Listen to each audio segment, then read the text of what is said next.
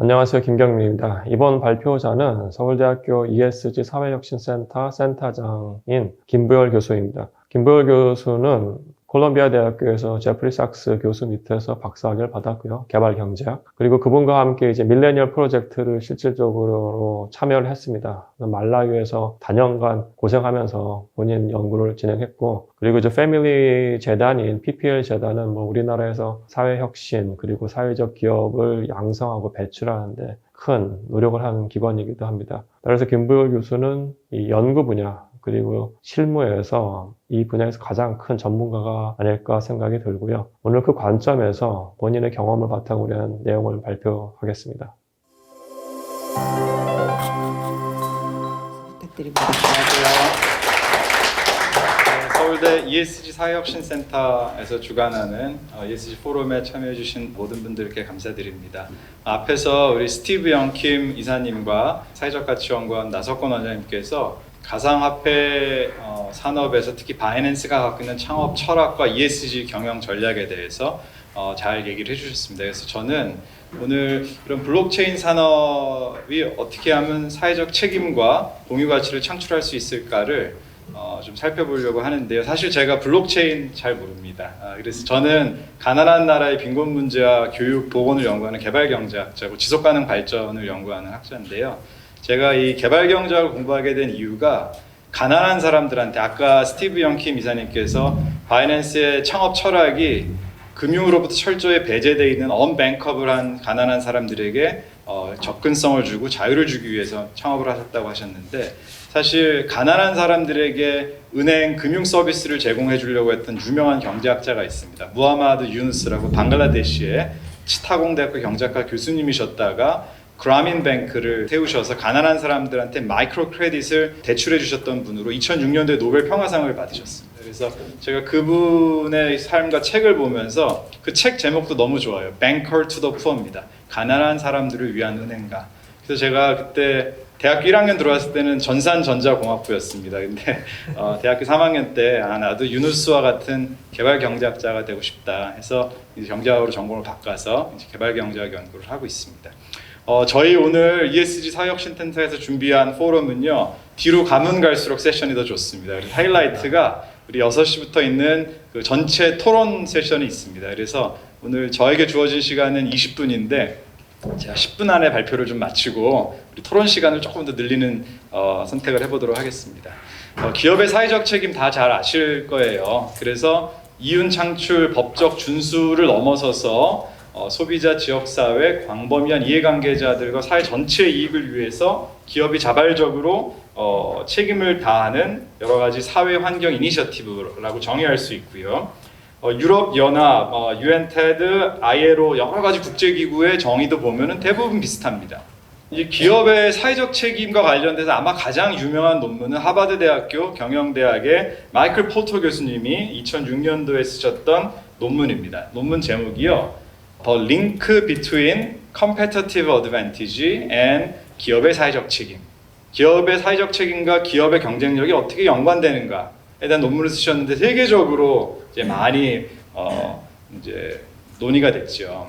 그래서 이 마이클 포터 교수님이 이제 보시는 이 사회적 이슈는 크게 세 가지로 나눌 수 있습니다. 일반적인 이슈들이 있고요. 그 기업의 밸류체인과 연관된 부분이 있고 실제로 기업의 그런 경쟁력과 연관된 부분으로 사회 이슈를 세 가지로 나누셨어요. 그래서 이 논문을 좀 읽어보면은 기업의 비즈니스랑 아무 상관없는 그냥 일반적인 사회 이슈들을 도와주는 일은요. 여기 제네릭 소셜 이슈를 다루는 기업의 공헌 활동은 responsive, 수용적인, 대응적인 CSR이다. 이렇게 정의를 하셨고요. 근데 밸류체인도 그 기업의 밸류체인이 더 나빠지지 않게 관리하는 거는 좀 리스폰시브하다고 보고 그 밸류체인을 더 강화하는 쪽으로 사회적 책임을 다하는 거는 좀 전략적이다. Strategic CSR. 그다음에 실제로는 기업의 그런 사회 공헌 활동 자체가 그 기업이 돈을 더 잘 버는데 기업의 경쟁력을 더 높여주는 쪽으로 연결이 되면 그거는 전략적 CSR이다. 그래서 이렇게 나누셨어요.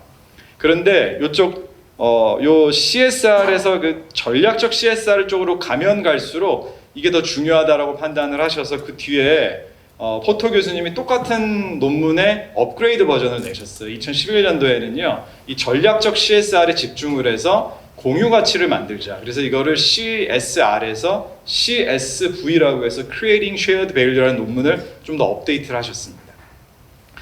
그래서 좀 비교를 해보면은 이제 CSR은 그냥 좋은 일을 하는 거고, CSV는 기업의 경제적 가치와 사회적 가치를 같이 동시에 추구하는, 서로 시너지를 내게 하는 이런 좀 차이가 있습니다. 블록체인 산업의 CSR 사례를 좀 한번 얘기해 보겠습니다. 최근에 우리나라에서 가장 큰 가상화폐 거래소 기업인 두나무에서 이 두나무 설립하신 의장님들이 다 서울대학교 졸업생들이셔서 모교에다가 200억 원을 기부를 하셨습니다. 저는 엄청나게 큰 기부 금액이라고 생각을 하고 구성원들이 되게 감사하게 생각하고 있는데요. 이걸 어떻게 나눠주셨냐면요, 100억 원은 경제학부에, 50억 원은 농경제사회과학부에 이렇게 주셨습니다. 그래서 요 200억 중에서 150억은요, 아까 마이클 포터 교수님이 얘기하셨던 Generic Social Issue의 Responsive CSR이라고 볼 수 있겠죠. 이게 서울대 경제학부에다 장학금을 주신 게 두나무 비즈니스에 영향을 미치려면 너무 거리가 좀 멀잖아요. 하지만 너무나 중요한 거죠.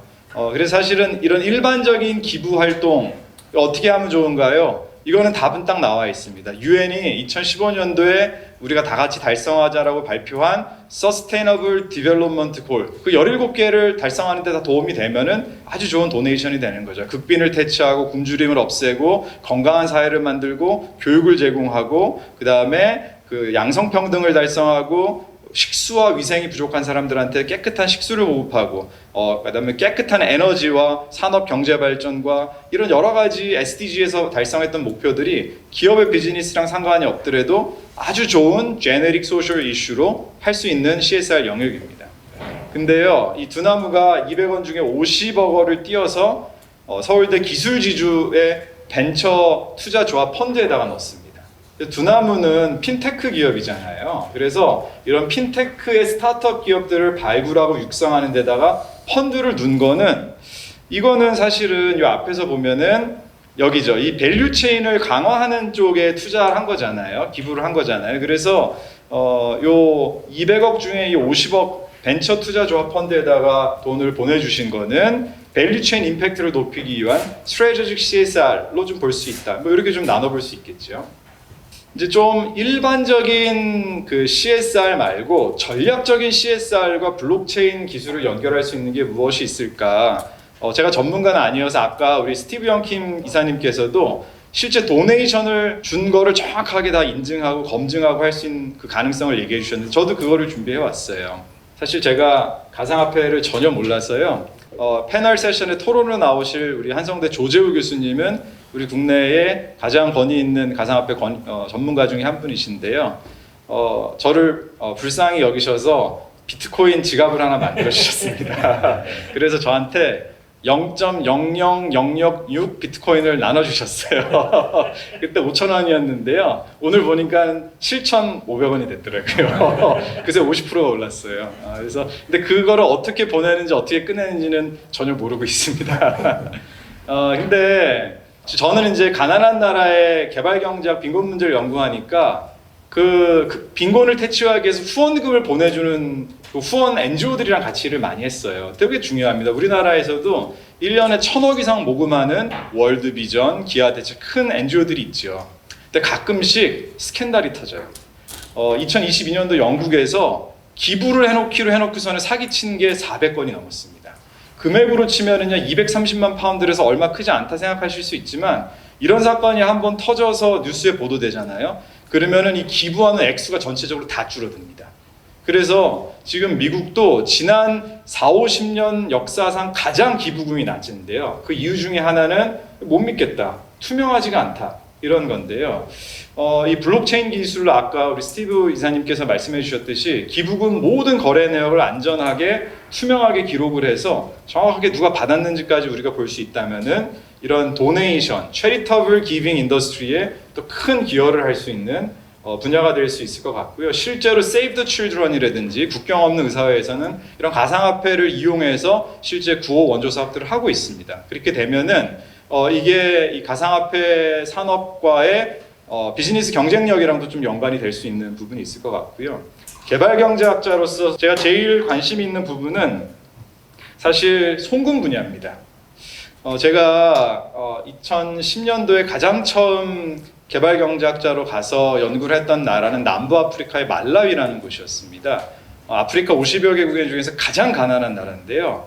국제협력단 코이카에서 이제 돈을 받아서 에이즈 예방 사업하고 임산부 모자 보건 사업하고 여학생 교육 사업을 6년 동안 했어요. 근데 이 돈을 송금하는 게 너무 힘든 거예요. 그리고 돈을 송금을 하면은 그 말라위의 공식 환율로 바꿔야 되는데 그 블랙마켓 환율에 뭐 너무나 낮은 환율이어서 도저히 그 사업을 못해서 저희가 이제 코이카한테 양해를 구해서 우리가 제2금융권에서 환전할 수 있게 해달라. 환율이 훨씬 높다, 좋다.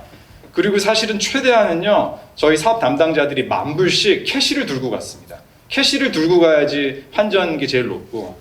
그냥 제2금융권에서 환전하고 이 송금 수수료 너무 높고 너무 괴로웠어요. 근데 저희가 자꾸 제2금융권에서 환전을 하다 보니까 그게 약간 범죄 조직이랑 연결되어 있는 네트워크에 저희가 자꾸 환전한다는 게 알려져서 저희가 코이카로부터 달러가 들어왔던 내부 정보가 알려서 깽단이 저희 스텝하우스에 들어와서 저희 스텝이 여기 머리에 칼 맞고 죽을 뻔했습니다. 그래서 사업을 다 중단하고 저희 코어 스텝들은 잠비아로 피난 가고 정말 어려움이 있었어요. 저는 이 송금 문제가 개발경제학자로서는 이거가 블록체인으로 해결될 수 있으면 참 좋겠다 늘 생각을 했습니다.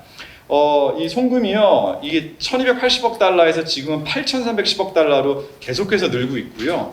전 세계가 가난한 나라한테 원조해주는 금액을 넘은지는 아주 오래됐고요. 실제로는 외국인 직접 투자인은 Foreign Direct Investment보다 이게 더 규모가 큽니다. 근데 보시면은요, 돈 어디가 제일 많이 받나 보면 인도는요, 1000억 달러가 140조가 넘어갑니다. 150조가 넘어갑니다. 송금을 받는 액수가요. 멕시코 611억 달러, 중국 500억 달러 이렇게 송금 받는 나라들이 개발도상국에 많은데요. 개발도상국 중에 예를 들어서 타지키스탄은요, 그 GDP 대비 송금으로 받는 게 50%가 넘는 거예요. 그런데요, 문제는 이 가난한 나라에서 이 송금을 받는 게 너무나 복잡하고 힘듭니다. 이 송금 때문에 저희 스텝이 죽을 뻔했으니까요. 그리고 수수료 떼어가는 게 살인적이에요. 그래서 아까 말씀드렸던 UN 지속가능 발전 목표 Sustainable Development Goal 10번은 불평등을 줄이자라는 전 세계적인 목표를 설정했습니다. 그래서 부자 나라와 가난한 나라의 불평등을 줄이고 부자와 가난한 사람들의 불평을 줄이는 여러 가지 목표 중에 하나를 송금 수수료 좀 줄여달라. 이게 UN이 권고한 목표에 들어가 있습니다. 그래서 이주자 송금 수수료를 3% 미만으로 낮추자가 전 세계가 다 합의한 UN 우리 지속가능 발전 목표입니다. 그런데 보시면은요, 가장 싸다는 수수료가 남아시아 국가들이 인도 이런 데가 송금 수수료가 4.6%입니다. 그리고요, 제일 가난한 사하라남 아프리카는 8%가 넘어갑니다. 너무 살인적인 거죠. 아까 타지키스탄은 송금 의존도가 GDP의 50%가 송금을 받는데요. 수수료가 예를 들어서 5%라고 가정을 할게요. 근데 제가 우리 이제 패널로 나오실 고진석 대표님께 여쭤봤더니요. US 테더 같은 가상화폐 자산으로 송금을 하면은요. 수수료가 1% 미만까지로 낮출 수도 있대요.